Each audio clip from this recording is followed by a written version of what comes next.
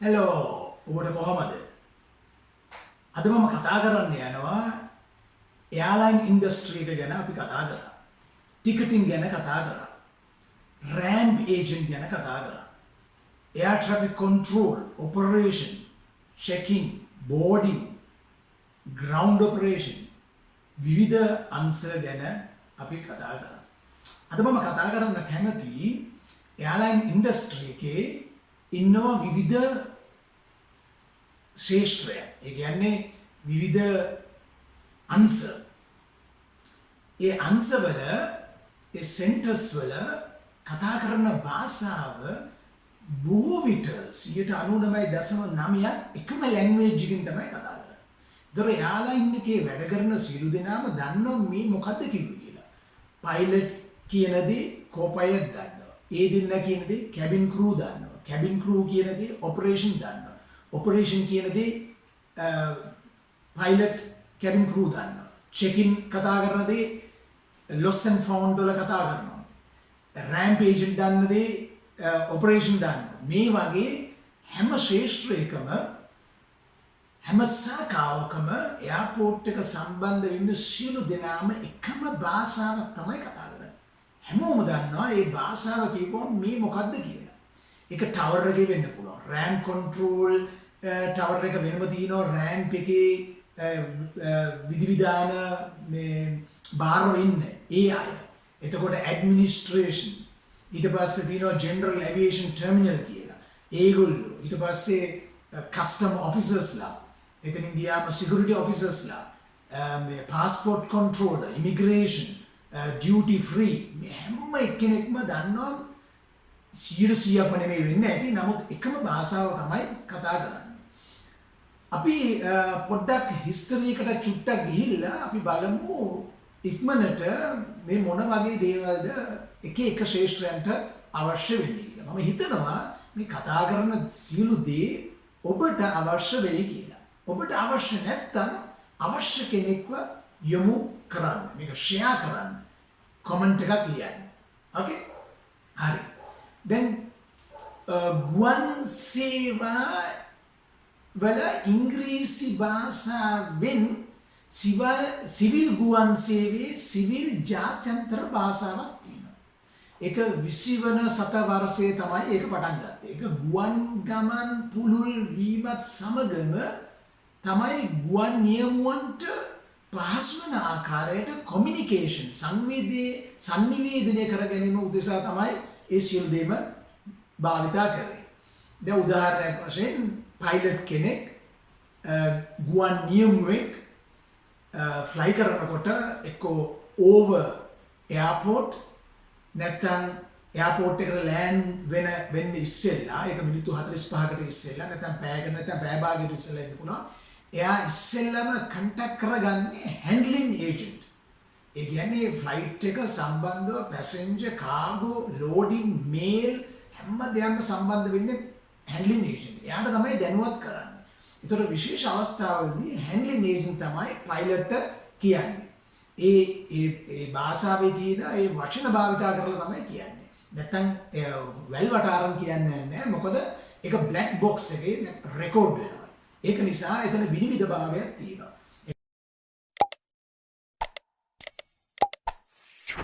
එතන තියෙනවා විනය. ඒ විනය අනුව ඒ පුහුණු කරපු ඒ කාර්ය මණ්ඩලය කතා කරන්නේ සම්පූර්ණ වෙනස්. අපි කතා කරන විදියට නෙමෙයි. එතකොට හැන්ඩ්ලින් ඒජන්ට් එක කතා කරලා කියනවා අපි අහවල් වෙලාවට තමයි ලෑන්ඩ් කරන්නේ. විශේෂ මොන හරි තියනවාද? ගේට් පොසිෂන් එක මොකද්ද? මොන රන්වේ එකද? මොන ලෑන්ඩින්ද? ඒ වගේ පොඩි විස්තර ටිකක් අහනවා. සමහර වෙලාවට ලෑන්ඩින් රන්වේ සහන් නැහැ. ඒක දෙන්නේ එයාර් ට්‍රැෆික් කන්ට්‍රෝල් එකෙන්. හරි. එතකොට පයිලට් ඊට පස්සේ ඒ කතා කරලා ඉවර වෙලා අහනවා කතා බහ කරනවා උපදෙස් ගන්නවා ATC එකෙන්. ATC කියන්නේ එයාර් ට්‍රැෆික් කන්ට්‍රෝල්. ඒ කියන්නේ ටවර් එකෙන්.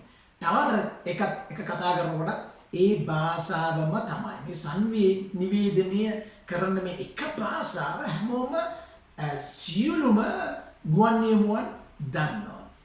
ඔහු කතා කරන්නේ ඉංග්‍රීසි භාෂාවෙන් ඉංග්‍රීසි භාෂාව මිසක් වෙනින් භාෂාවකින් කතා කරන්නේ නැහැ. බොහෝ විට. ඕකේ?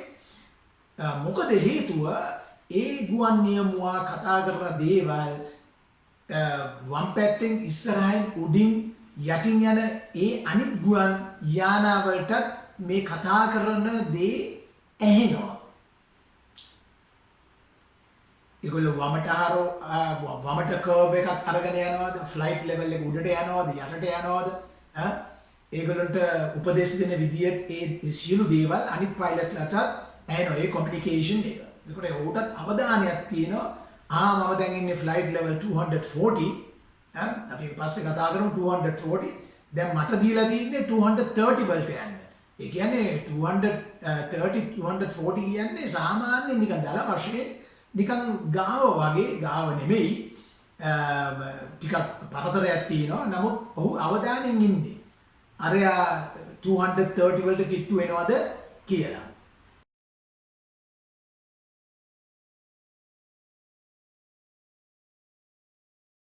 ඒකට බලපානවා ස්පීඩ් එක, වින්ඩ් ක්‍රූසින් කියලා තියෙනවා. ඒ හුලඟත් එක්ක යන ස්පීඩ් එක අන්න ඒ වගේ දේවල්. ඕකේ. එතකොට ATC Air Traffic Control කොහෙද ඉන්නේ? ඒගොල්ලෝ ඉන්නේ ටවර් එකේ. හැම එයාපෝට් එකක් ආශ්‍රිතවම ටවර් එකක් තියෙනවා. තව වෙනම තියෙනවා සමහර එයාපෝට් වල ටවර් එක වෙනම තියෙනවා. approaching ටවර් කියලා.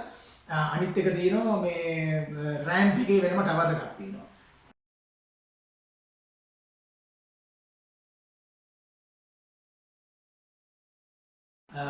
ඉතින් සමහර පොඩි එයාපෝට්ස් වල එච්චරම ලොකු ට්‍රැෆික් එකක් නැති එයාපෝට් වල එක ටවර් එකයි තියෙන්නේ. ඒ ටවර් එකේ ඉන්නවා කොටස් තුනක්. ඒක කොටසක් මේ ලෑන්ඩින් වලට, ටේක් ඔෆ් වලට මේ සම්බන්ධ වෙලා කතා බහ කරන කට්ටියක් ඉන්නවා. අනිත් කට්ටිය over the air space. ඒ කියන්නේ ඒ එයාපෝට් එක තියෙන තැන ඒ එයාපෝට් එක ආශ්‍රිතව එක කිලෝමීටර් 50ක් වෙන්න පුළුවන්, 150ක් වෙන්න පුළුවන්, 250ක් වෙන්න පුළුවන්. ඒ ආශ්‍රිතව ඕව. ඒ කියන්නේ රට උඩින් යන වෙනින් රටකට යනවා ලංකාව උඩින්. ලංකාවේ දේශ සීමාව තුලින්. ඒකට වෙනම ටවර් එකකින් කතා බහ කරලා පර්මිෂන් ගන්න.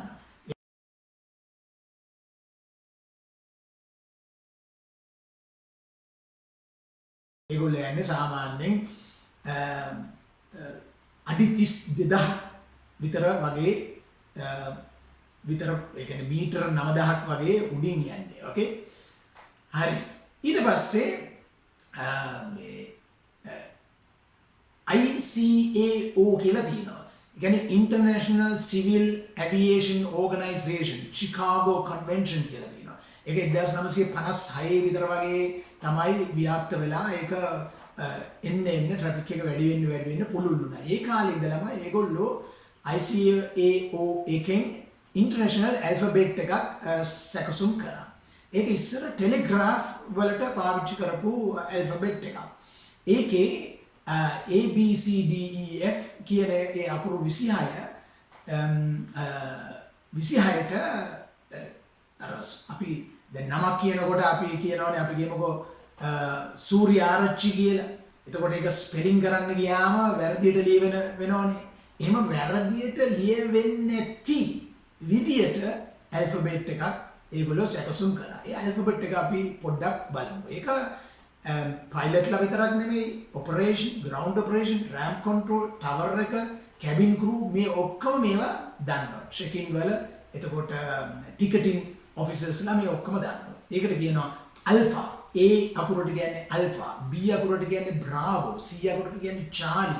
ඔන්න ඔය විදියට. ඊට පස්සේ Y අකුරට කියන්නේ යැන්කි, Z අකුරට කියන්නේ සූලු. එතකොට ඒ භාෂාවෙන් තමයි කතා කරන්නේ. උදාහරණයක් වශයෙන් කොලම්බෝ එයාපෝට් එකට කොලම්බෝ COLOMBO එහෙම කියන්නේ ඒ එයාපෝට් වල තියෙනවා අකුරු තුනක්. කොලම්බෝ එයාපෝට් එකට කියන්නේ CMB. එතකොට CMB කියලා කියන්නේ CM කියන එක CN වගේ ඇහෙන්න පුළුවන්. ඒක නිසා ඒකට කියනවා C වලට කියන්නේ Charlie, M එකට කියන්නේ Mike, B අකුරට කියන්නේ Bravo. එතකොට Charlie, Mike, Bravo. එතකොට UL කියන එකත් සමහරට වැරදිලා ඇහෙන නිසා ඇහි කියලා හිතලා ශ්‍රී ලංකන් එයාලයින් නෙමෙයි මං කියන්නේ හැම එයාලයින් එකම යුනිෆෝම් ලීමා U කියන්නේ යුනිෆෝම් L කියන්නේ ලීමා. එතකොට 546 කිමුද ෆ්ලයිට් නම්බර් එක. එතකොට කියනවා hello Colombo Tower, he is uniform Lima 546 is calling.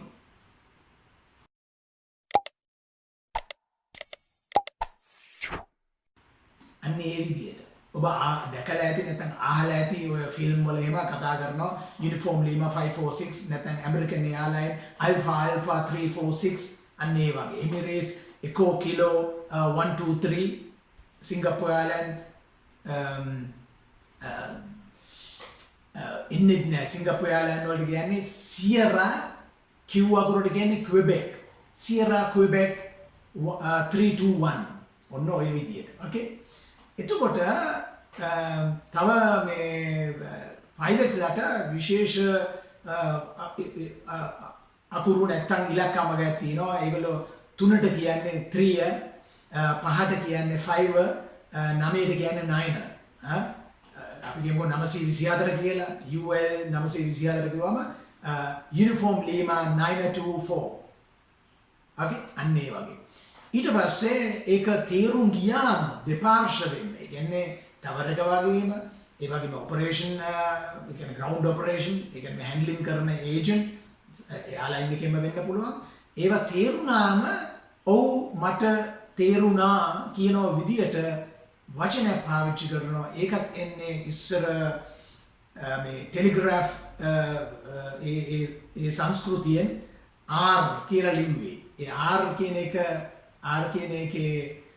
international alphabet එක තමයි Romeo. R like a Romeo. ඉතින් ඒකට කියනවා ඒ ටවර් එකේ අනිත් ඔක්කොම Romeo නෙමෙයි Roger. okay ඉතින් සමහර ඒගොල්ලෝ කියනවා අර විහිළුවට අද ටවර් එකේ Roger තමයි වැඩ. ඒ හැමතිස්සෙම හැම එයාලයින් එකම කතා කරන්නේ Roger. ඔක්කොම මොන හරි කිව්වම flight level please reduce your cruise speed 195 කිව්වම UL 546 Roger flight level 195 අන්න ඒ වගේ confirm කරනවා. එතකොට මේ හුඟක් යාන ගොඩ බස්සනකොට ඒගොල්ලෝගේ flight level එකේ ඉඳලා පල්ලෙහාට එන්න ඕනේ. ඒකට සූදානම් වෙන්න ඕනේ අඩුම ගානේ මිනිත්තු 45ක් 35ක් ඒ කියන්නේ flight level 38000ක් නැත්නම් 32000ක් විතර උඩේ ඉඳලා කොලම්බෝ එයාපෝට් එකට ලෑන්ඩ් කරනකොට ඒ කියන්නේ සාමාන්‍යයෙන් ඔය යුරෝපයේ ඉඳලා එනවා නම් දිල්ලි වල ඉඳලා වගේම සූදානම් වෙන්න ඕනේ පල්ලෙහාට බහින්න. දිල්ලි වල ටිකක් පොඩ්ඩක් මෙහා. ඒ කියන්නේ මිනිත්තු 35ක් 40ක් ඒ කියන්නේ එකපාරම අර 40 ඉඳලා ඩුක් ගාලා බස්සන්නේ නැහැ. ෆ්ලයිට් ලෙවල් 320 කියලා කියන්නේ 32000 ඉඳලා පල්ලෙහාට එන්න ඕනේ අඩුම ගානේ 2000. ඒ කියන්නේ 2000 වෙනකොට 10 minutes වගේ තමයි තියෙන්නේ 2000 වල ඉඳලා 0 වලට ලෑන්ඩ් කරන්න. අන්න ඒ වගේ විධිවිධාන තියෙනවා. ඕකේ. ඊට පස්සේ කතා කර යුතුම ඕගනයිසේෂන් එකක් තමයි IATA. IATA කියන්නේ International Air Transport Association. 1945 එක ව්‍යාප්ත වුණේ. ඒකත් ඇමරිකාවේ ඒකේ යටතේ IATA යටතේ ඉන්නවා බොහෝ මෙම්බර්ස්ලා. ඒ මෙම්බර්ස්ලා ඇවිල්ලා ඔක්කොම එයාලයින් සහ travel agencies. හරිද? එතකොට IATA ලයිසන් එක නැතුව වැඩ කරන්න බැරි තත්යකට දැන් ඇවිල්ලා තියෙනවා. IATA ලයිසන් එක අනිවාර්යෙන් ඕනේ. මොකද IATA ලයිසන් එකේ තමයි විධිවිධාන තියෙන්නේ පිළිවෙල මේක තියෙන්න ඕනේ මේක තියෙන්න ඕනේ මේක තියෙන්න ඕනේ මේක මේ විදියට මේක මේ විදියට කියන දේවල්. ඒවා travel agency වලටත් බොහෝ බලපානවා. ටිකට් එකක් නිකුත් කරනකොට ඉෂුව කරනකොට ඒකේ තියෙනවා price එක ගැන route එක ගැන ඒ price වල තියෙන ඒ calculation ගැන එතනින් ගියාම ඒවා ටිකට් එක ඉෂුව කරාම කොහොමද එයාලයින් එකට ඒවා සල්ලි යන්නේ ඒකට කියනවා BSP කියලා bank settlement plan කියලා ඒ හරහා තමයි ඒ සල්ලි ඒ travel agency එකකින් එයාලයින් එකට එන්නේ ඔන්න ඔය වගේ දේවල්. ඒවත් අපි මම පොඩ්ඩක් කතා කරලා තියෙනවා අනිත් වීඩියෝ වල ඔබ ඒක බලන්න. ඊට පස්සේ අයාට වලින් සම්මත කරපු එකක් තමයි උදාහරණයක් වශයෙන් ස්ථාවර මිලකට මේ ටිකට් පත විකුණන්න. කියන්නේ උවමනා එක්කනට ඕන විදිහට විකුණන්න නෙමෙයි ස්ථාවර මිලකට. ඒ කියන්නේ උදාහරණයක් වශයෙන් පොඩි වෙනස්කම් තිබුණත් Sri Lankan airlines business class ticket එකක් Colombo දුබායි Charlie Mike Bravo to Delta X-ray Bravo ඒ කියන්නේ දුබායි වලට බිස්නස් ක්ලාස් ටිකට් එකක් අපි කියමුකෝ උදාහරණයක් වශයෙන් ඩොලර් 1200ක් කියලා. එතකොට ඒ ඩොලර් 1200ට ආසන්නව තමයි අනිත් එයාර්ලයිනුත් ඔෆර් කරන්නේ ටිකට් එක. ඔන්න ඕවගේ ඒවා ඔක්කොම කන්ට්‍රෝල් කරන්නේ අයාට වැඩි. නැත්නම් ඕනෙ කෙනෙක් ඕන විදිහකට මූණ බලලා අර විකුණන්නේ සමහර ඒගොල්ලෝ සරමැදගෙන ආපුවම උදාහරණයක් වශයෙන් සරමැදගෙන ආපුවම බුලත් විතර රුපියල් 30යි කලිසමක් අඳගෙන ආපුවම බුලත් විතර 50යි. අන්න ඒ වගේ ඔය තීරණේ පේමන්ට් ඩොලර් බඩු ගන්න ගියාම ටැබලි බොන්න ගියාම හොඳම උදාහරණය. නෝමල් ඇඳගෙන ආපුවම රුපියල් 100යි වාහනේ ඇවිල්ලා වාහනේ බහින්න නැතුව ටැබලි ගොඩිය ඉල්ලුවම 120යි. ඉතින් ඔන්න ඔය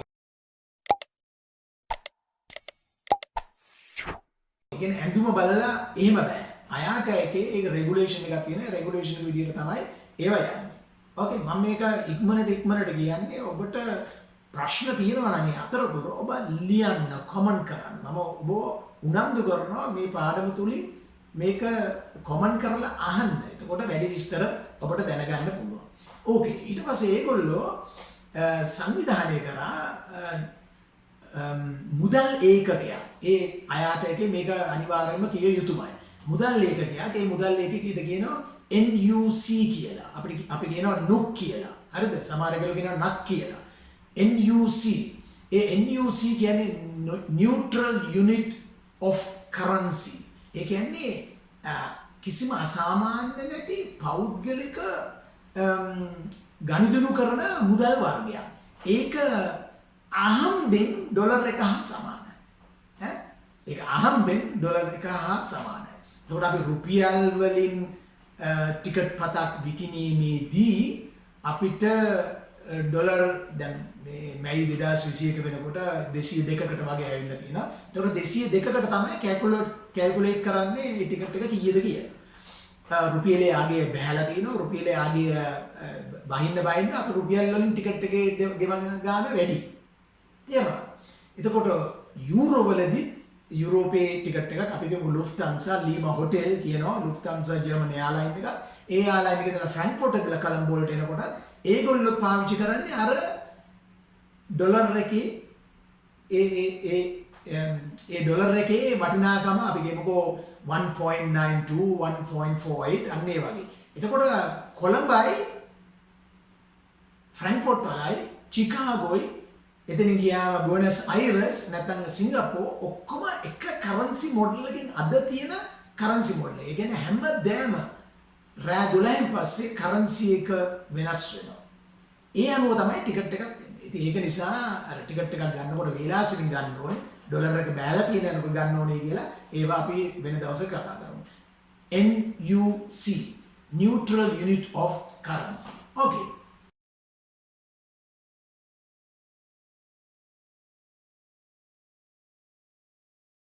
ඊට පස්සේ සමහර අය මට කතා කරලා කියලා තිබුණා කැබින් ක්‍රූ ඉගෙන ගන්නවා මේ දවස්වල ශ්‍රී ලංකන් එයාර්ලයින් එකේ රැකියාවක් බලාපොරොත්තු වෙනවා. එමිරේට්ස් වල රැකියාවක් බලාපොරොත්තු වෙනවා. කැත පැසිෆික් වල රැකියාවක් බලාපොරොත්තු වෙනවා.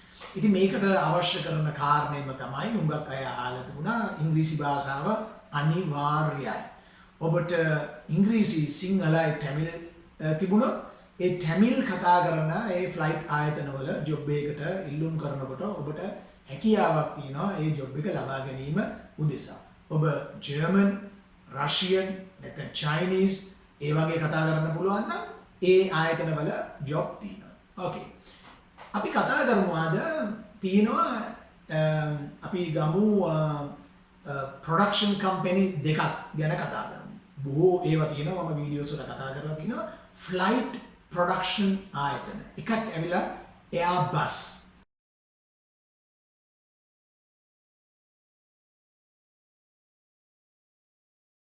එයාබස් ඉන්ඩස්ට්‍රී එක සමූහක ආයතන කීපයක් මගින් තමයි නිෂ්පාදනය කරන්නේ. ඒක තියන්නේ ෆ්‍රාන්ස් වල ටුලූස් වල.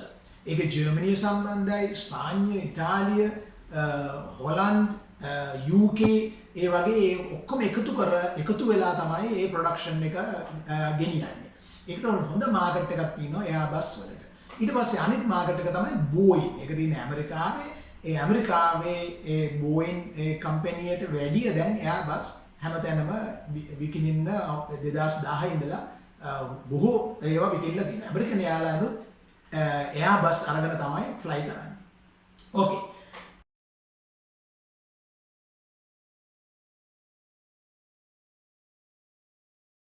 අපි ෆ්ලයිට් වර්ෂන් තියෙනවා. ෆ්ලයිට් වර්ෂන් කියන්නේ අපි කියමුකෝ දැන් Toyota කාර් එකක් ඒකේ තියෙනවා අපි කියමුකෝ Toyota Alpha කියලා. ඕකේ. ඊට පස්සේ එනවා Toyota Bravo, Toyota Charlie. අන්න ඒ වගේ නැත්නම් 1200 ඊට පස්සේ 1300. ඒතර Mercedes වල ඔබ දැකලා ඇති 200 220 300 320 ඔන්න වගේ. ඒ වගේම ෆ්ලයිට් වල තියෙනවා වර්ෂන්. ෆ්ලයිට් 300 Boeing 737 වලින් තමයි ඉස්සර පටන් ගත්තේ. ඒක තිබුණා version Boeing 737-200 300 400 500 එහෙම ආවා. ඊට පස්සේ 7 Airbus 320 ආවා. ඊට පස්සේ ඒ ෆැමිලි එකේම ආවා 321. ඒක ආවට පස්සේ ආවා Airbus 319 කියලා. ඒක ඇමරිකාවේ ගුවන් ආයතන මගින් භාවිතා කරනවා ෂෝට් ඩිස්ටන්ස් වලට. ඒ කියන්නේ පැය දෙකමාරක තුනක ඩිස්ටන්ස් වලට යන්න භාවිතා කරනවා. ඔබට අන්තර්ජාලයෙන් ඒක බලන්න පුළුවන් කොච්චර ෆ්ලයිට් Airbus 319 American Airlines නැත්නම් Lufthansa වල නැත්නම් අනිත් එයාලයින් වල තියෙනවද කියලා. ඒකේ පැසෙන්ජර්ස්ලා 115ත් 130ක් අතර තමයි දාන්න පුළුවන්. හැබැයි අර ටැක්සියක් වගේ බස් එකක් වගේ එහාට යනවා මෙහාට යනවා. ඒක දවසකට 4-5 සැරයක් එහාට මෙහාට යනවා. පැසෙන්ජර්ස්ලාම ගෙනියනවා. ඒක මේ පෙට්‍රෝල් වලින් ලාභයි. ඒකේ ස්පීඩ් එකත් හොඳයි. එච්චරම කම්ෆර්ටබල් නැහැ. නමුත් අර තමන්ගේ පැයකමාර දෙකේ ගමනට හොඳටම ඇති. ඊට පස්සේ ආවා Airbus 321. ඒකේ පැසෙන්ජර්ස්ලා 165ක් 175ක් සමහරට 180ක් දාන්න පුළුවන් versions තියෙනවා. ඒකේ business class තියෙනවා. පොඩි සීට් ප්‍රමාණයක් 12ක් 16ක් වගේ. අනිත් ඒවා economy. ඊට පස්සේ ආවේ Airbus 321 NEO November Echo Oscar කියලා. ඒකේ පැසෙන්ජර්ස්ලා දාන්න පුළුවන් 195ක් විතර. ඒක ටිකක් දිගයි.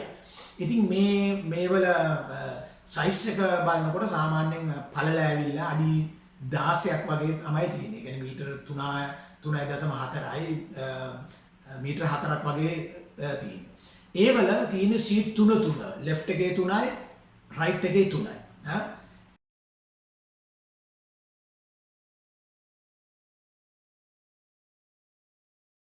එතකොට එහෙම බිස්නස් ක්ලාස් එකට යනකොට ඒක දෙක වෙනවා.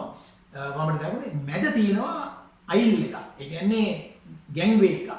ඒකේ තමයි මේ crew members-ලා එහාට මෙහාට යන්නේ passengers-ලා නගිනකොට යන්නේ. ඒක ඇවිල්ලා ඒ flight වලට කියනවා Airbus 319, Airbus 320, Airbus 321 නැත්නම් අර NEO ඒකට කියනවා new engine option. NEO new engine option.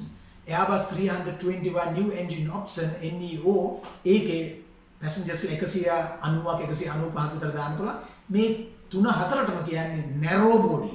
narrow body කියන්නේ body එක කෙට්ටු. අපි අර හුඟක් අය දඟලනවානේ හොඳට කාලා එක්සර්සයිස් කරන්නේ නැතුව නිකන් ඉඳගෙන ඉඳලා body එක narrow කරගන්න. අන්න ඒ වගේ narrow body. ඊට පස්සේ තියෙනවා wide body කියලා. narrow body wide body. ওই දෙක තමයි තියෙන්නේ. ඒ වල පැසෙන්ජර්ස්ලා 2යි 4යි 2යි වම් පැත්තේ 2යි දකුණු පැත්තේ 2යි මැද 4යි. සමහර ඒවල 3 තියෙනවා. ඒ version වල පැසෙන්ජර්ස්ලා ඒ route එක අනුව තමයි දාන්නේ. ඕකේ. ඊට පස්සේ ඒකේ තියෙනවා gangway දෙකක්. cabin crew වලට යන gangway දෙකක්. ඉතින් ඔය මේ gangway නිසාමත් නෙමෙයි එයාලයින් එකට ලොකු ප්‍රශ්නයක් තිබුණා සේවිකාවන් බඳවා ගන්නකොට ඒගොල්ලොන්ගේ උසයි මහතයි ගැන. හරිද? ඒ උසයි මහතයි ගැන ඒගොල්ලෝ සාකච්ඡා කරලා විවිධ විදියට ඒගොල්ලෝ BMI කියලා මාස් ඉන්ඩෙක්ස් එකක් දෙනවා. කියන්නේ බොඩි මාස් බොඩි එකේ ඉන්ඩෙක්ස් එක බොඩි මාස් ඉන්ඩෙක්ස් කියලා. BMI එකේ ඒකේ තියෙන උස අණුව බර නැත්තම් ශරීරේ ප්‍රමාණය තියෙන්න ඕනේ. ඒකට හේතුවක් තමයි මොකද ස්ටුවර්ට් කෙනෙක් හිටගෙන ඉන්නකොට අර මහතෙක් කෙනෙක්ට එතනින් යන්න බැරි විදියට පටුයි ඒ මාර්ගය. එහෙම වුණොත් අර මහත එක්කෙනාට ඉඩ දෙන්න අනිත් එක්කෙනා මහත දෙන්නෙක් වුණොත් ප්‍රශ්නයක්. එතකොට අනිත් එක්කෙනා පැසෙන්ජර්ස්ගේ අර කකුල් ඇතුළට කකුල දාලා හිට ගන්න ඕනේ සයිඩ් වෙන්න ඕනේ අනිත් එක්කෙනා රෙදි දෙන්න ඕනේ. ඔය වගේ දේවල්. හරිද? ඒ නිසා මේ BMI එක හරි විශේෂයි crew members-ලට ඒක ඉන්ටර්වියු එකට එනකොට BMI එකත් දැනුම් දෙන්න ඕනේ CV එකේ BMI එක කොච්චරද කියලා. ඒවා ඒ පාඨමාලාවලදී ඒ ගැන කතා කරනවා. ඒක කොහොමද කැල්කියුලේට් කරන්න කියලා. ඕකේ. narrow body, wide body. ඒ ගැන අපි කතා කරා. ඊට පස්සේ ඒ narrow body aircraft or single aisle වල අපි පොඩ්ඩක් කතා කරමු. පොඩ්ඩක් මේක දැනගන්න.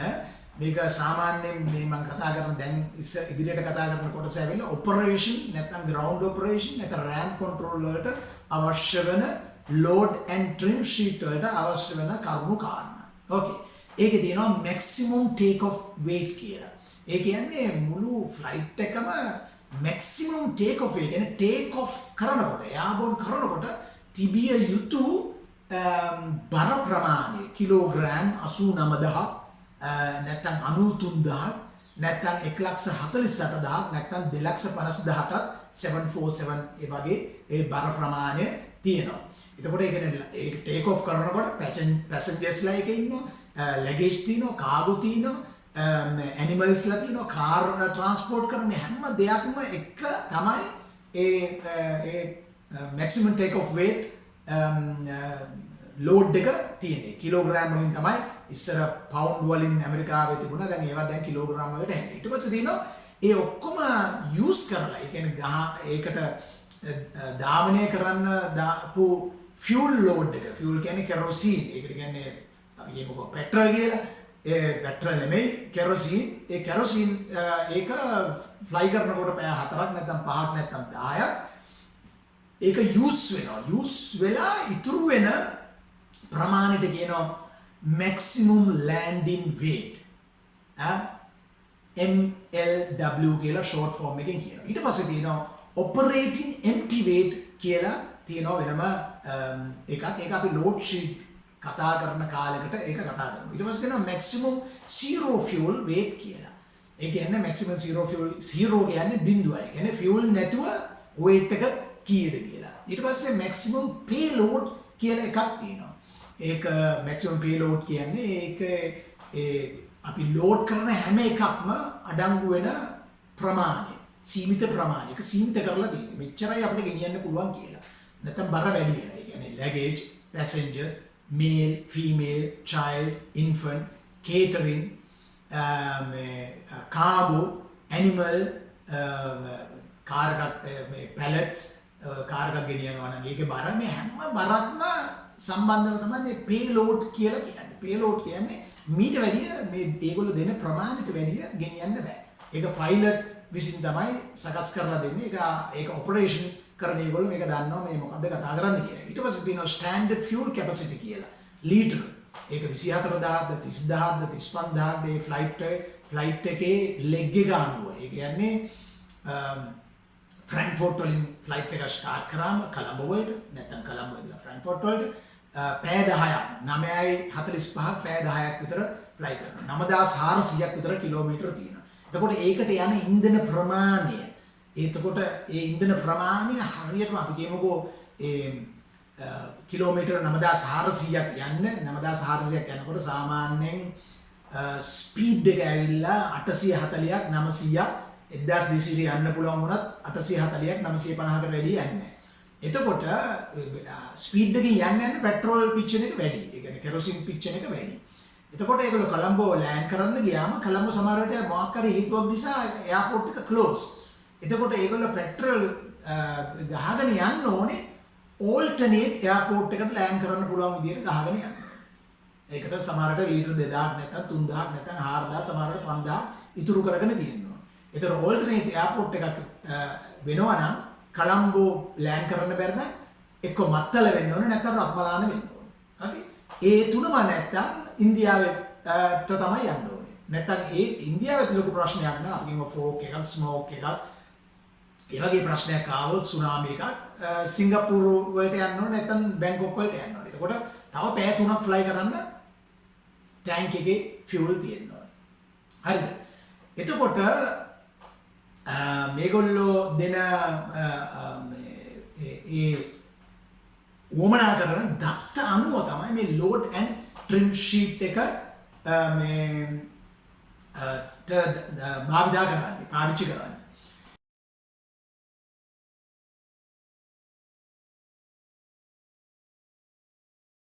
ඊට පස්සේ මේගොල්ලෝගේ ෆ්ලයිට් ලෙවල් ගැන ඒකට කියන altitude of flight level කියලා attitude නෙමෙයි. හොඳ ආකල්ප නෙමෙයි. ඒ කියන්නේ ෆ්ලයිට් ලෙවල් එක. ඒ කියන්නේ ෆ්ලයිට් එක උඩ යන ප්‍රමාණය.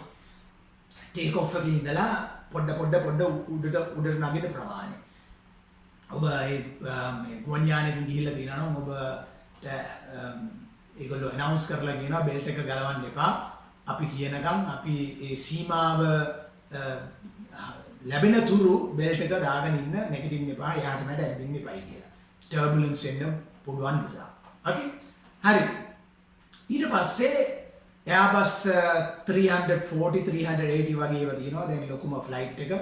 ඒකේ ඇවිල්ලා උදාහරණයක් වශයෙන් landing maximum weight of landing 265000යි. නික උදාහරණයක් වශයෙන් zero fuel, ඒ කියන්නේ fuel නැතුව 251000යි. take off වලට 24,500ක් විතර Airbus 340 වල තියෙනවා. ඉතින් මේක එච්චරම දැනට වැදගත් නෑ. නමුත් මේක දැනගත්තොත් හොඳයි කියලා හිතලා තමයි මම මේ narrow body වල මං ගුවා මීටර 4ක් විතර තියෙනවා. wide body වල මීටර 5ක් නැත්නම් අඩි 16ක් විතර පළලයි. දැන් එනවා අපි වැදගත් කාරණාවකට. ෆ්ලයිට් එකක් ඔපරේට් වෙනකොට දැන් එක ක්‍රූ සෙට් එකක් ෆ්‍රැන්ක්ෆර්ට් ඉඳලා නැත්නම් සිංගප්පූරු වල ඉඳලා නැත්නම් ඩුබායි වල ඉඳලා කොලම්බෝට එනවා. කොලම්බෝට ආපුවම ඒගොල්ලෝ සාමාන්‍යයෙන් පැය 5කට වැඩි ෆ්ලයිට් එක ෆ්ලයි කරනකොට ඊට පස්සේ ඕෆ් එකක් හම්බ වෙනවා. ඒගොල්ලෝ සාමාන්‍යයෙන් පැය 8ක් 12ක් අතර විතරයි ඒගොල්ලන්ට ෆ්ලයි කරන්න පුළුවන්. ඊට පස්සේ ඒගොල්ලොන්ට මේ ඉන්ටර්වල් එකක් තියෙන්න ඕනේ. මොකද මේ පැසෙන්ජර්ස්ලා අරන් යන වාහනයක් ගුවන් නියමුවාට විවේකයක් අවශ්‍යයි. මොකද ලොකු වගකීමක් බාර අරගෙන තමයි ඔහු මේ කොන්සන්ට්‍රේට් කරලා වගකීමක් හොඳ අවධානයකින් තමයි ඒ ගුවන් යානය පාලනය කරගන්න ඕනේ. එතකොට මනස අවුල් සහගත වෙන්න බෑ. ඕකේ? ගෙදරින් එනකොට ඉතින් බරබරේ ඇති. නමුත් ඒ ගෙවල් වලට කියලා තින්නේ භාර්යාවට නිදහසේ යන්න. ඒ කියන්නේ මොලේ අවුල් කරගෙන මොලේ කචා කරගෙන ගියොත් ඒවා තමයි හිතේ යන්නේ ෆ්ලයි කරනකොට. ඒව නිසා ඒව ඔක්කොම ඒ පයිලට් එක්සෑම් එකේදී එක්සෑම් කරනකොට ඒ හැම දෙයක්ම සයිකොලොජිකලි ඒවා කියලා දෙනවා කොහොමද කියලා. ඒ විදි විධාන. ඕකේ? ඊට පස්සේ ක්‍රූ ලෑන්ඩ් කරාට පස්සේ ෆ්ලයිට් එක ඒගොල්ලන්ට කල යුතු වගකීම් ටිකක් තියෙනවා. ඒව ඔක්කොම කරලා අලුත් ක්‍රූ එකට ෆ්ලයිට් එක බාර දෙනවා. ඒගොල්ලෝ සාමාන්‍ය අලුත් ක්‍රූ එකක් ඉන්නේ සාමාන්‍යයෙන් පැය දෙකමාරකට ලොකු ෆ්ලයිට් එකක් ගන්න පැය 3කට ඉස්සෙල්ලා නැත්නම් පොඩි ෆ්ලයිට් එකක් ගන්න පැය 2කට ඉස්සෙල්ලා. ඒගොල්ලෝ ඉස්සෙල්ලාම ඇවිල්ලා කන්ටැක්ට් කරන්නේ ඔපරේෂන් ඩිපාර්ට්මන්ට් එක. ඒගොල්ලෝ එතනට ආවට පස්සේ ඒගොල්ලෝ ඒ ක්‍රූ රූම් එකේ ඒගොල්ලන්ට වෙනම ක්‍රූ රූම් එකක් තියෙනවා. අර ඔපරේෂන් එකේ ටිකක් කලබල වැඩි නිසා ඒ ක්‍රූ රූම් එකට ඒගොල්ලෝ ඒගොල්ලන්ගේ පේපර්ස් හරි ගස්සනවා. ඒ කියන්නේ ඉස්සෙල්ලාම අහනවා කැප්ටන් ෆ්ලයිට් පැසෙන්ජර් ෆිගර්ස් කියලා කියන්නේ. එන කොච්චර පැසෙන්ජර්ස්ලා කොච්චර ප්‍රමාණයක් ඉන්නවද අද මේ රූට් එකට යන්නේ. ඊට පස්සේ ස්පෙෂල් කේස් තියනවාද? ඒතන හැන්ඩිකැප් පැසෙන්ජර් කෙනෙක් ඉන්නවද අර ඇඳේ දිගා වෙලා යන ස්ට්‍රෙච්චර් කියලා තියෙනවා ඒ වගේ එකක් තියෙනවද වීල් චෙයාර් පැසෙන්ජර්ස්ලා ඉන්නවද අන්අකම්පැනි ඒ කියන්නේ අම්මා තාත්තා නැතුව තනියම ෆ්ලයි කරන ළමයි ඉන්නවා ආච්චි ගාවට නැත්නම් තාත්තා ගාවට නැත්නම් අම්මා ගාවට අන්න ඒ වගේ ඒගොල්ලෝ ඉන්නවා ඒවා ගැන ඒවත් ඉන්ෆෝම් කරනවා කැප්ටන්ටයි කෝ පයිලට්ටයි ඊට පස්සේ කාගෝ කොච්චරක් තියෙනවද මේල් තියෙනවද එතකොට animal world life animal world වල බල්ලෙක් නැත්නම් මොනාරි සත්තු කුරුල්ල වෙන්න පුළුවන් ඒවත් ඔබ අහලා නැතුව ඇති නමුත් ඒවත් තියෙනවා එතකොට කැබින් එකේ ඇනිමල්ලා ඉන්නවද ඒකට කියන ලයිෆ් ඇනිමල් ඉන් කැබින් කියලා අල්ෆා වික්ටර් ඉන්දියා චාලි ඊට පස්සේ කොෆින් එක ඒ කියන්නේ මොකද human rest of human ඒ කියන්නේ මේ COVID-19 වල බොහෝ අය මිය යනවා ඒ සමහර විට ෆොරන් කෙනෙක් මිය ගියාම එයාව ඒ රටට යවනවා ඒ අනුමැතිය අරගෙන ඒක සීල් කරලා ඇලුමිනියම් මේක දාලා සීල් කරලා යවනවා නැත්නම් සමහරලාට මෙහි භූම දානය කරනවා. මේ වගේ අවස්ථාවල කොෆින් එකක් ට්‍රාන්ස්පෝර්ට් කරනවා. ඒවා සම්බන්ධව ඔක්කොම මේ ඔපරේෂන් ඩිපාර්ට්මන්ට් එක කැප්ටන්ට ඉන්ෆෝම් කරන්න ඕනේ. ඊට පස්සේ වෙදර් රිපෝට්. ඒ වෙදර් රිපෝට් වල තියෙනවා long tough කියලා. ඊට පස්සේ තියෙනවා forecast කියලා. ඊට පස්සේ තියෙනවා actual weathercast කියලා. ඒ long tough එක පැය 6න් 6ට forecast එක පැය 3න් 3ට actual එක පැය භාගෙන් භාගයට. ඒ කියන්නේ fork එකක් තියෙනකොට හිම වැටෙන වෙලාවේ අයිස් මිදෙන වෙලාවේ ඒ වලට හරි වැදගත් මේ වෙදර් රිපෝට් එක. ලංකාවේ ඉඳලා යනකොට ඒ හුඟක් වැදගත් වෙන්නේ හුළඟ. අනිත් වැස්ස බලපානවා. නමුත් ඉතින් හිම ඒ වගේ ප්‍රශ්න නැහැ.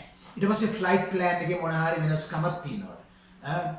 ස්පීඩ් එක සම්බන්ධව ෆ්ලයිට් ටයිම් එක සම්බන්ධව ඒ කියන්නේ ඉදිරියට එන සුළඟ සම්බන්ධව වලාකුළු සම්බන්ධව මේ හැම දෙයක්ම අධ්‍යයනය කරනවා. ඔව් ඒකට කියනවා ක්‍රූ බ්‍රීෆින් වලට ඉස්සෙල්ලා තමයි ඒක කරන්නේ.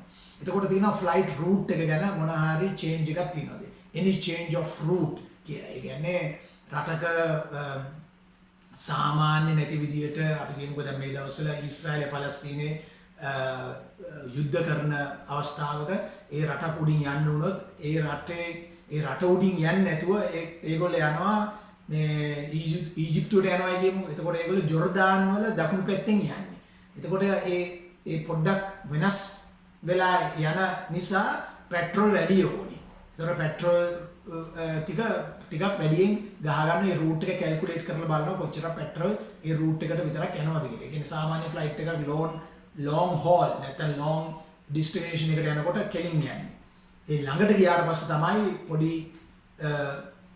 රවුමක් වට දෙකක් ට්‍රැෆික් එක වැඩි නිසා holding position කියලා කියනවා ඒ වලට යන්නේ. ඉතින් ඔන්න ඔය වගේ දේවල්. ඊට පස්සේ catering කොහොමද? බ්‍රෙක්ෆාස්ට් එකයි ලන්ච් එකයිද ලන්ච් එකයි ඒවා කතා කරන සාමාන්‍ය කැබින් ක්‍රූ එක. නමුත් කැප්ටන්ටත් මොනාරි එකේ මේ ප්‍රශ්නයක් තියෙනවනේ ලේට් එකක් තියෙනවනේ ඒක ඉන්ෆෝම් කරනවා. ඊට පස්සේ loading instruction කැප්ටන් ගහනවා මේ මැනුවල් එකේ හැටියට ලෝඩ් කරන්නේ. එතකොට තියෙනවා FWD කියලා forward hold. ඊට පස්සේ තියෙනවා AFT කියලා aft hold. ඒ වල බර ප්‍රමාණය වෙනස් කරනවද නැත්නම් මැනුවල් එකට අනුව ලෝඩ් කරනවද? නැත්නම් එයා කියනවා මේ මැදට ඔක්කොම බර දාන්න දෙපැත්තට බැලන්ස් කරන්න එහෙම කියලා කියන අවස්ථා තියෙනවා. ඉතින් ෆ්ලයිට් එක full block වුණාම book වුණාම ඒකට අවස්ථාවක් නැතුව යනවා. ඒක කැප්ටන් දන්නවා. ඊට පස්සේ pallet ඊට පස්සේ container ගැන කතා කරනවා. ඊට පස්සේ තියෙනවා loose luggage. ඒ කියන්නේ container වලට දාන්න බැරි වෙච්ච නැත්නම් ඒ ඉද ප්‍රමාණය නිසා front hold එකට ඒ ඉතුරු luggage දානවා. ඊට පස්සේ ඒ වලට සම්බන්ධ වෙලා ඉන්න එක්කෙනා load master නැත්නම් ramp controller. එයා තමයි මේ ඔක්කොම papers ඒ කැප්ටන්ට ගෙනන්නේ. ඕකේ. මම ස්පීඩ් වැඩිද? ස්පීඩ් එකෙන් කියන්න ඕනේ. මොකද අවශ්‍යතාවක් තියෙනවා ඔබ අහන්න. ඊට පස්සේ cabin crew. cabin crew එක්ක කතා කරන දෙයක් තමයි passenger figures. ඒ කියන්නේ කොච්චරක් book කරලා තියෙනවද? ඊට පස්සේ catering figures. catering සම්බන්ධව කතා කරනවා. ඒක special meal තියෙනවද? captainට වෙනම meal එකක්, co-pilot වෙනම meal එකක්, head stewardට වෙනම meal එකක්, අනිත් ඒගොල්ලන්ට සාමාන්‍ය meal එකක්. ඒක fish එක්කෙනෙක්ට fish නම් අනිත් එක්කෙනාට cockpit එකේ beef නැත්නම් chicken නැත්නම් vegetarian අන්න ඒ වගේ වෙනස් කරනවා. මොකද හදිස්සියේ ඒ ෆිෂ් එකක් පොයිසන් වෙලා තිබුණොත් නැත්නම් බීෆ් එකක් පොයිසන් වෙලා තිබුණොත් අඩුම ගානේ එක්කෙනෙක්ට පුළුවන් ෆ්ලයි කරන්න තනියම ලෑන්ඩ් කරන්න එමර්ජන්සි රීසන් එකකින්. ඕකේ. ඊට පස්සේ ඒ චීෆ් කැබින් ස්ටුවර්ට් කියනවා හෙඩ් ඔෆ් ක්‍රූ කියලා. එයා එක තමයි මේ ඒජන්ට් කතා කරන්නේ. එයාට ඔක්කොම ඉන්ෆර්මේෂන් දෙනවා. උදාහරණයක් වශයෙන් කැබින් එකේ ඇනිමල්ලා ඉන්නවා. ඒ කියන්නේ පූසෝ, බල්ලෝ කිලෝග්‍රෑම් 6ට අඩු ඒ අය ඉන්නවා. ඒවල මේ බොක්ස් වලද තියෙන්නේ. අන්න ඒ වගේ කතා කරනවා. ඊට පස්සේ wheelchair passenger, handicap passenger, unaccompanied passenger, infant, child, pregnant mothers, drunk passengers, stretcher. පැහැදිලි. මේ සමහර අය මේ සුළු කොට සලකනවා මේ හොස්ටස්ලව, මේ ස්ටුවර්ට්ස්ලව. එහෙම හොඳ නෑ. මොකද ඒගොල්ලන්ට වගකීමක් තියෙනවා. ලොකු වගකීමක් බාරව ඒගොල්ලෝ ඉන්නේ. මේ ගැන ඒගොල්ලෝ හොඳ අවධානයෙන් ඉන්න ඕනේ. හරිද? එතකොට ඒගොල්ලන්ට මේ ඉන්ෆර්මේෂන් හරි වැදගත්. ඒ කියන්නේ ග්‍රවුන්ඩ් ඔපරේෂන් නැත්නම් චෙකින් වලින් ඉන්ෆර්මේෂන් එකක් නැතුව වීල්චෙයාර් 4ක් ආවොත් ඒගොල්ලෝ අසරණ වෙනවා. හැන්ඩිකැප් 12 දෙනෙක් ආවොත් ඒගොල්ලෝ අසරණ වෙනවා. ඒගොල්ලෝ නැගිටින්න බෑ, කකුල් දිගාරින්න බෑ, බැන්ඩේජ් කරලා අන්න ඒ වගේ දේවල්. එතකොට ඒවා ෆ්ලයිට් එක බුක් කරනකොට, ටිකට් එක බුක් කරනකොටම ට්‍රැවල් ඒජන්සි ඉඳලා මේ ඉන්ෆර්මේෂන් දීලා තියෙන්නේ. එයාලයින් එකට. එයාලයින් එක එතකොට පියවර ගන්නවා බොහෝ සංඛ්‍යාවක් හැන්ඩිකැප් ඒගොල්ලෝ ඉන්නවනම්, වීල්චෙයාර් පැසෙන්ජර්ස්ලා ඉන්නවනම් තව එක්ස්ට්‍රා ක්‍රූ මෙම්බර් කෙනෙක් ඒකට දානවා. ඕකේ? අන්න ඕ වගේ දේවල්. ඊට පස්සේ චෙකින් වල ඉඳලා ෆ්ලයිට් එකේ දොර වහනකම් අපි පොඩ්ඩක් බලමු භාවිතා කරන වචන මාලාවක්. දැන් චෙකින් වල පැසෙන්ජර්ස් ලව කන්ට්‍රෝල් කරලා ටිකටින් ඔක්කොම හරි ගස්සලා ලැගේජ් අරගෙන ඔක්කොම බෝඩින් පාස් දීලා වින්ඩෝ සීට් ද අයල් සීට් ද ඒව ඔක්කොම දීලා ඔක්කොම ඉවර කරලා චෙකින් ඉවර වෙනවා. ඊට පස්සේ ඒවල ෆිගර්ස් කියන්නේ සම්පූර්ණ ගණනය. මේල් පැසෙන්ජර්ස්ලා කොච්චරක්ද චෙකින් කරේ, ෆීමේල් පැසෙන්ජර්ස්ලා කොච්චරක් චෙකින් කරාද, චයිල්ඩ්, ඊට පස්සේ ඉන්ෆන්ට්, බේබි, අන්න ඒ වගේ දේවල් වෙන වෙනම ගණනය කරනවා. දැන් ඒවා ඉස්සර මැනුවල් කරේ ඔක්කොම ලිව්වා මේල් මෙච්චරයි ෆීමේල් මෙච්චරයි කියලා. දැන් ඒවා කම්පියුටරයිස් කරලා තියෙන්නේ. ඒක බටනයක් ඔබපු ගමන් print out එකක් ගන්න පුළුවන්.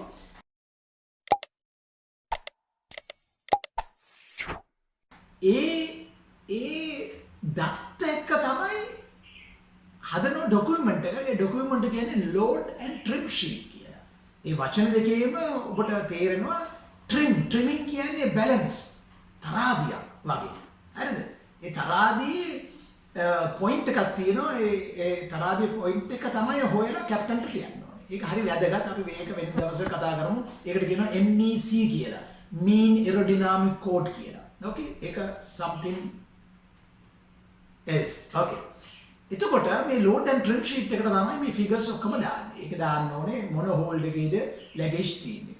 මෙච්චර කිලෝ ගාණක් forward hold එකේ. මෙච්චර කිලෝ ගාණක් aft hold එකේ. මෙච්චර කිලෝ ගාණක් loose container number 3195 ඒකේ මෙච්චර කිලෝ ගාණක් තියෙනවා. ඔන්න ඔය වගේ දේවල්. එතකොට passengers-ලා උඩ passengers cabin එකේ තියෙන compartments A B C D කියලා සමහර ලාවට. ඒතකොට A එකේ පැසෙන්ජර්ස්ලා කී දෙනෙක් ඉඳගෙන ඉන්නවද? B එකේ කොච්චරද? D එකේ කොච්චරද? කැප්ටන් කිව්වොත් B එකෙන් 4 දෙනෙක් පිටිපස්සට දාන්නේ කියලා. ඒ කියන්නේ අර බැලන්ස් එක ගන්න. ඒතකොට 4 දෙනෙක් දාන්න වෙනවා. ටේක් ඔෆ් එකේදී ඒක සමහර වෙලාවට අවශ්‍ය වෙනවා. ලොකු ෆ්ලයිට් එක 4 දෙනෙක් වැඩි ගණන් ගන්න නැහැ. ඒක 20ක් විතර වුණොත් ඒක බලපානවා බැලන්ස් එකට. ඒතකොට ඒවා වෙනස් කරන්න ඕනේ කැබින් ක්‍රූ. නමුත් ෆ්ලයිට් එක ෆුල් බුක් වෙලා තිබුණාම එතකොට එහෙම ප්‍රශ්නයක් නැහැ. ඒතකොට load and trim sheet එක වැදගත්. ඊට පස්සේ තියෙනවා loading plan. ඒක load master නැත්නම් ramp controller තමයි ඒක control කරන්නේ. ඊට පස්සේ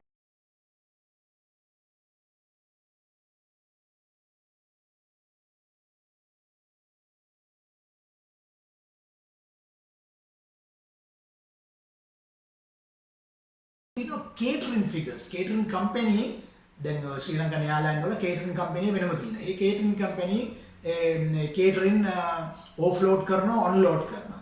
ඒවා ඔක්කොම කැබින් ක්‍රූ එක තමයි කතා කරලා කරන්නේ. ඊට පස්සේ තියෙනවා ෆියුල්. ෆියුල් ඒ කියන්නේ කෙරොසීන් ගහන ප්‍රමාණය. ඒක ලෝඩ් මාස්ටර් නැත්නම් කෝපයිලට් තමයි පල්ලෙහාට ගිහිල්ලා ඒ කම්පැනිත් එක්ක කතා කරලා කියන්නේ මෙච්චර 24000 ලීටර්ස් ඕනේ කියලා. ඊට පස්සේ තියෙනවා full cleaning of aircraft. ඊට පස්සේ තියෙනවා half cleaning of aircraft.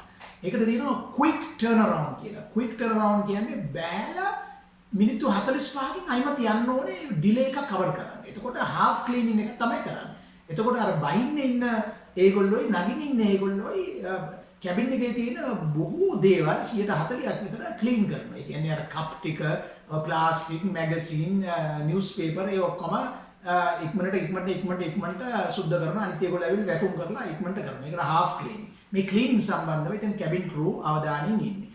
Passenger manifest එකක් හම්බ වෙනවා කැබින් ක්‍රූට. ඒකේ තියෙනවා ඔක්කොම පැසෙන්ජර්ස්ලාගේ ෆස්ට් නේම් එකයි ඉනිෂියල් එක සර්නේම් එක. ඒක මිස්ටර් මිසිස් නැත්නම් චයිල්ඩ් නැත්නම් ඉන්ෆන්ට් කියලා තියෙනවා. විශේෂ අවස්ථාවලදී ඒක තියෙනවා දකුණු පැත්තේ හැන්ඩිකැප්ද වීල් ෂෙයාර්ද අන්න ඒ වගේ ඉන්ෆර්මේෂන්. මේවා ඔක්කොම කැබින් ක්‍රූ දැනගත යුතුයි. එතකොට කැබින් ක්‍රූ හෙඩ් ඒ කියන්නේ පර්සරෙට් කියලා කියනවා. එයාම ඉන්ෆෝම් කරනවා අනිත් කැබින් ක්‍රූට අපිට මේ හැන්ඩිකැප් 4 දෙනෙක් ඉන්නවා. ඒගොල්ලන්ට තමයි ඉස්සෙල්ලාම කෑම දෙන්න ඕනේ. ඒ ගන්න සැලකිලිමත් වෙන්නේ කියලා. ඒක ක්‍රූ බ්‍රීෆින් වලදී කතා කරනවා. ඕකේ. ඉන්ටරෙස්ටඩ්. ඕකේ. තව පොඩ්ඩක් ඉස්සරහට යන්න. ඊට පස්සේ check in close time කියලා භාවිතා කරන වචනය. check in close time කියන්නේ සමහර ආයතන පැය භාගයකට ඉස්සෙල්ලා ඒ කියන්නේ check in වල ඉඳලා ඉමිග්‍රේෂන් එක හරහා කස්ටම් එක හරහා ඩියුටි ෆ්‍රී එක හරහා බෝඩින් ගේට් එකට යන්න මිනිත් පැය භාගයක් විතර යනවා නම් සමහර මිනිත්තු 45 සමහර පැයක් නම් පැයකට ඉස්සෙල්ලා check in එක ක්ලෝස් කරනවා. එතකොට ෆිගර්ස් ටික ඔපරේෂන් වලට එනවා. එතනින් පස්සේ කවුරුත් ගන්නෙ නැහැ. ඔපරේෂන් එක කිව්වොත් ඕකේ දෙන්නේ කාවනේ ඒ දෙන්නවත් අපි ගමුයි කියලා මොනවාරි හේතුවක් නිසා ඒ දෙන්නව ගන්නවා. ඒක අපි වෙනම කතා කරමු. ඒක කොහොමද ලෝඩ් ෂීට් එකට ඇඩ් කරන්න කියන ඒකට කියනවා LMC last minute change කියලා. ඒක payload එකට බලපාන දෙයක්. ඕකේ. ඊට පස්සේ සමහර මේ අර ඩිස්ටන්ස් එක කෙටි ආයතන දිනනවා පිටරට ඒක ලංකාවේ නෑ. ඒක පැය භාගයකට ඉස්සෙල්ලා චෙක් ඉන් කරන්න පුළුවන්. ඊට පස්සේ බෝඩින් ටයිම් එකක් දෙනවා. එතකොට ඒක දෙන්නේ කැබින් ක්‍රූ. එතකොට රෑම්පේජන් ගිහිල්ලා කැබින් ක්‍රූගෙන් අහනවා everything is finished, everything is ready, is ready for boarding කියලා. එතකොට එයා මේ walkie talkie එකෙන් check in staff එකට දෙනවා. ඒගොල්ලෝ ඉන්නේ waiting room එකේ ready. ඒගොල්ලෝ අනවුන්ස් කරලා පැසෙන්ජර්ස් ලව ස්ටාර්ට් කරනවා බෝඩින්. ඒ බෝඩින් කරන විධිවිධාන තියෙනවා. ඉස්සෙල්ලම ෆැමිලි මෙම්බර්ස්ලා. ඊටත් ඉස්සෙල්ලා හැන්ඩිකැප්ස්ලා. ඊට පස්සේ ෆැමිලි එකේ ඉන්න ළමයි එක්ක ඉන්න ඒ ෆැමිලිස්. ඒ විශේෂ අවස්ථාවල විශේෂ පුද්ගලයා. ඊට පස්සේ බිස්නස් ක්ලාස්. නැත්නම් ඊට ඉස්සෙල්ලා ෆස්ට් ක්ලාස් තිබුණා. ඊට පස්සේ තමයි ඉකොනොමි පැසෙන්ජර්ස්. අන්න ඒ වගේ ඉක්මනට. ඒ කියන්නේ within පැය භාගයකින් ඔක්කොම නැගලා ඉඳ ගන්නත් ඕනේ. සමහරවිට මිනිත්තු 25කින්. අන්න ඒ වගේ steady. Time is money.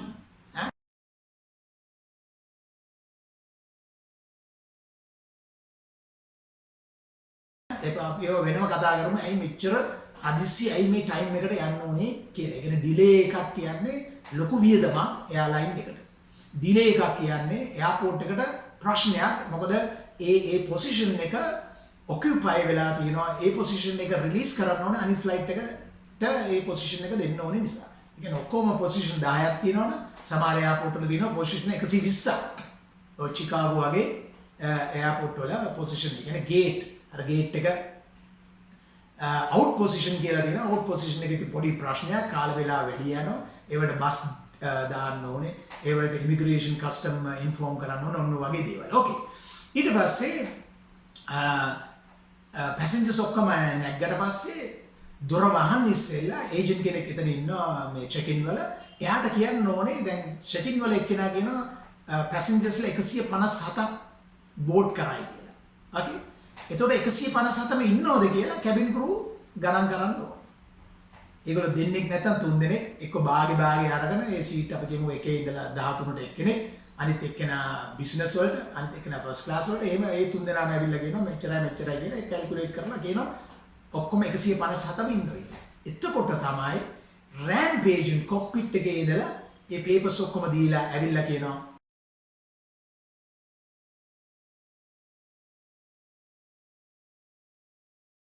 දොර වහන්නේ කියලා. ඒකට කියනවා door close time කියලා. ඒක report එකක් වශයෙන් ඒක සටහන් කරගන්නවා. ඒක දෙනවා operation එකට door is closed කියලා. ඊට පස්සේ අර bridge එකට අන කරනවා ඒක පහ කරන්නේ කියලා. අන්න ඒ වගේ දේවල්. ඒකට door close. ඊට පස්සේ එනවා ඒ flight එක තල්ලු කරන්න තනියම හරවගෙන යන්න පුළුවන් position එකට ගෙනියනවා push back කියලා. ඔබ දැකලා ඇති ඒ flight එකට අර tow bar එකක් fit කරනවා. ඒ tow bar එකෙන් flight එක තල්ලු කරනවා. ඒ position එකට ආවම මේ pilot ට පුළුවන් තනියම taxi එකට යන්න. ඒ කියන්නේ runway එකට යන්න. ඒකට කියනවා taxiing කියලා.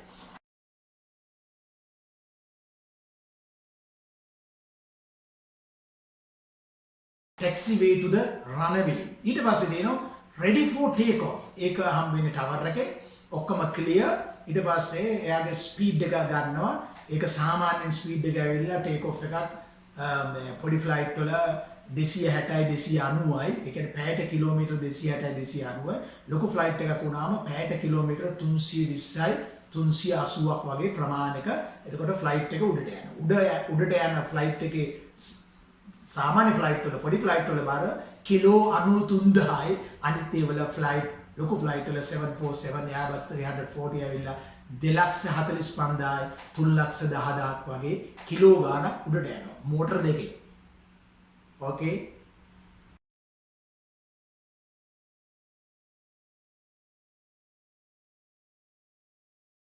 ඉන්ට්‍රස්ට්ද?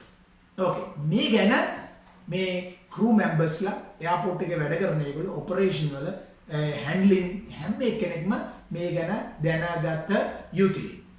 ඊට පස්සේ flight එක ඉස්සුවම පොළවෙන් උඩට ගියාම ඒකට පාවිච්චි කරන වචනයක් airborne. airborne කියන්නේ take off එකේදී උඩට ගත්තම airborne time. ඒ time එක notice කරගෙන airline එකේ ආයතනයේ දත්ත වශයෙන් ඒක කියනවා airborne උණයි කියලා. ඕකේ. ඒ කතා කරන හැම දෙයක්ම අර black box එකේ tape වෙනවා. ඕකේ. ඒක තමයි අර flight එක crash වුණාම black box එක හොයන්නේ. ඒකේ තමයි communication තියෙන්නේ. ඕකේ. ඊට පස්සේ ෆ්ලයිට් ලෙවල් එකට ආවම කැප්ටන් මේ අනුමැතිය දෙනවා සර්විස් එක පටන් ගන්න කියලා. ඊට පස්සේ කැබින් ක්‍රූ ඔක්කොම සර්විස් ටයිම් ඉන් ද කැබින් පටන් ගන්නවා. ඊට පස්සේ check always passengers put the belt. ඒ කියන්නේ හැම පැසෙන්ජර්ස්ම බෙල්ට් එක දාගෙන ඉන්නවාද කියලා හැමතිස්සෙම try කරනවා.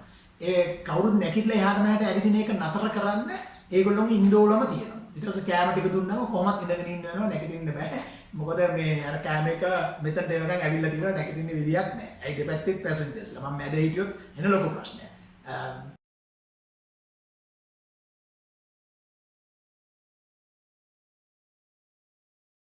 දකුණේ හිටියොත් එක අතයි මට තියාගන්න පුළුවන් අනිත් අත තියාගන්න බෑ. අනිත් අත මෙහෙම කරන් ඉන්න ඕනේ. අන්න ඒ වගේ සීට් ඒ ප්‍රමාණය පටුයි.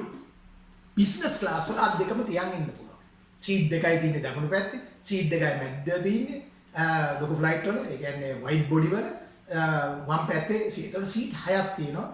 හැම එක්කෙනාටම මෙහෙම ඉඳගෙන ඉන්න පුළුවන්. දැන් මගේ සයිස් එකේදී මේ බිස්නස් ක්ලාස් සීට් එකක් මෙන්න මෙච්චරයි. ඒ කියන්නේ දෙපැත්තෙම මට අඟල් 4 වැඩි තියෙනවා. මොකද මම පොඩි එක්කෙනානේ.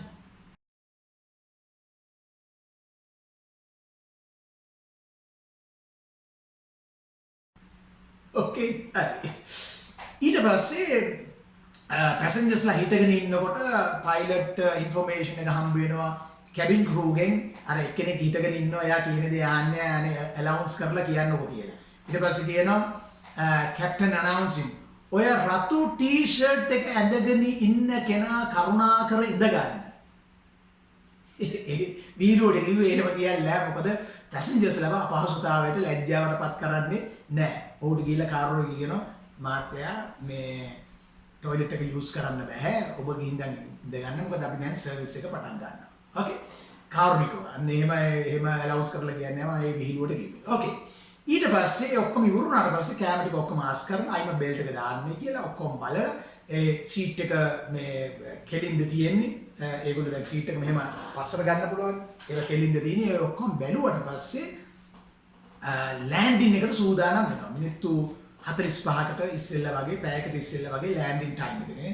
ෆ්ලයිට් එක අර 320 320 කියන්නේ 33000 ෆීට් 33000 එතනදලා පල්ලෙහාට බයින්න පටන් ගන්නකොට ඔක්කොම ඉඳ ගන්න ඕනේ টয়ලට් යන්න බෑ බෙල්ට් එක දානවා මේ හැම දෙයක්ම මේ කැබින් ක්‍රූ වගකීම දරාගෙන ඒවා ඒ නිසියාකාර විදියට ඒ වැඩ කොටස් කරනවා මේවා කැබින් ක්‍රූ වලදී උගන්වනවා ඉගෙන ගන්න ඕනේ මේවා වාචිකව ප්‍රැක්ටිකල් වලදී අහනවා මෙහෙම වුණාම මේක කොහොමද කරන්නේ මෙහෙම වුණාම මේක කොහොමද කරන්නේ ඕකේ ඊට පස්සේ ලෑන්ඩ් ෆ්ලයිට් එක ලෑන්ඩ් කරාට පස්සේ ටැක්සි ඒ කියන්නේ රණවේ එක ලෑන්ඩ් කරාට පස්සේ ඊට පස්සේ එනවා මේ ඒ ප්ලේන් එකට ඒ කියන්නේ මේ රෑම්ප් එක අරහා ගේට් එකට යන්න ඒකට කියනවා ටැක්සි වේ කියලා ඒ ටැක්සින් වලින් ඇවිල්ලා ඒ ෆ්ලයිට් එක නතර කරනවා ගේට් එකේ ඒ නතර කරන වෙලාව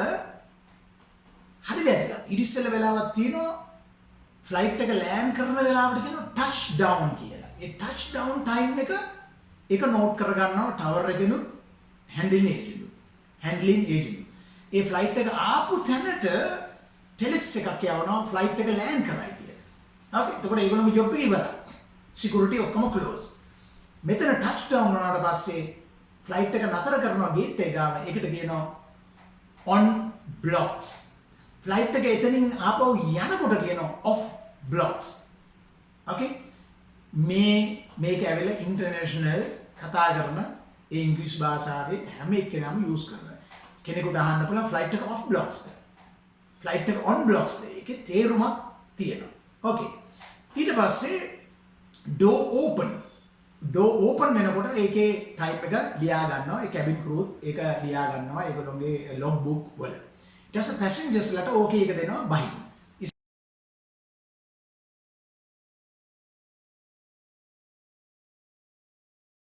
ඉස්සෙල්ලාම බහින්නේ ෆස්ට් ක්ලාස් ඊට පස්සේ බිස්නස් ක්ලාස් ඊට පස්සේ හැන්ඩිකැප් ඊට පස්සේ ෆැමිලි දරුවන් ඉන්න ෆැමිලිස් ඊට පස්සේ තමයි නෝමල් පැසෙන්ජර්ස්ලා. ඒකට සමහරලාට මිනිත්තු 20ක් විතර යනවා ඉකොනොමි පැසෙන්ජර්ස්ලාට බහින්න. සමහරට මිනිත්තු 15කින් ඔක්කොම බහින්න ඉඩ තියෙනවා.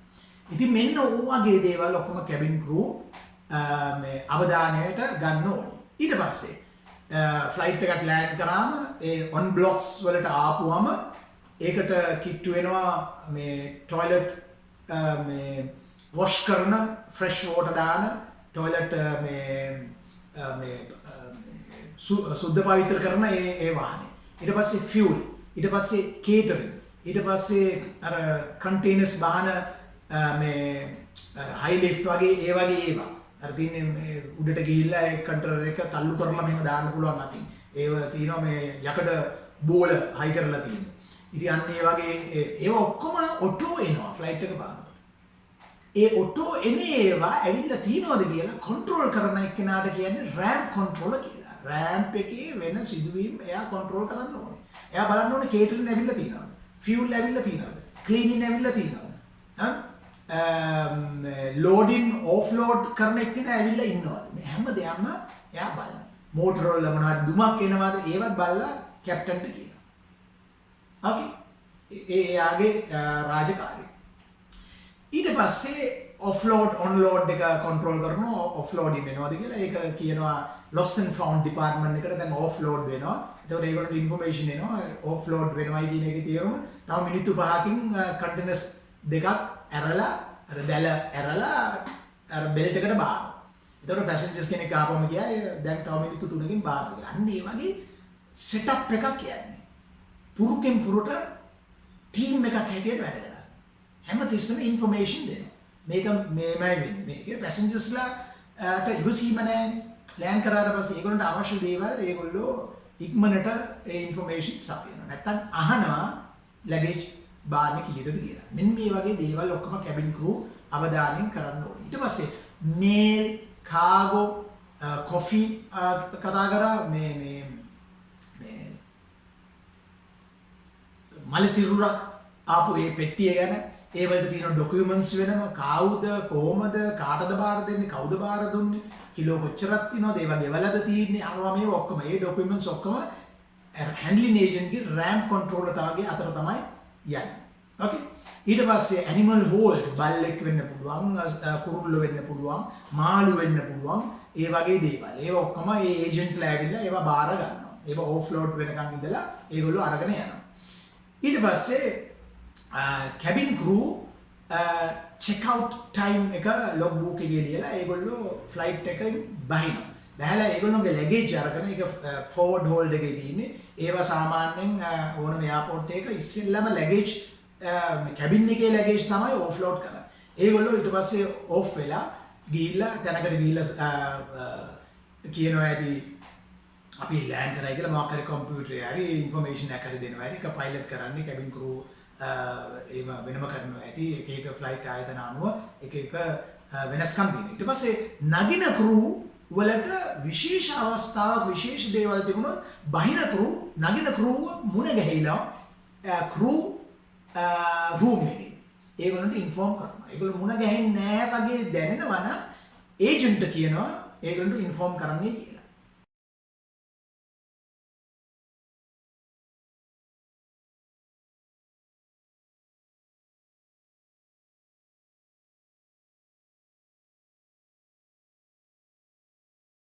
Okay. උදාහරණයක් වශයෙන් එක සීට් එකක් කැඩිලා. ඒක එහාට මෙහාට දාන්න බෑ. අපි කියමු 22F කියලා. එතකොට 22F is not working.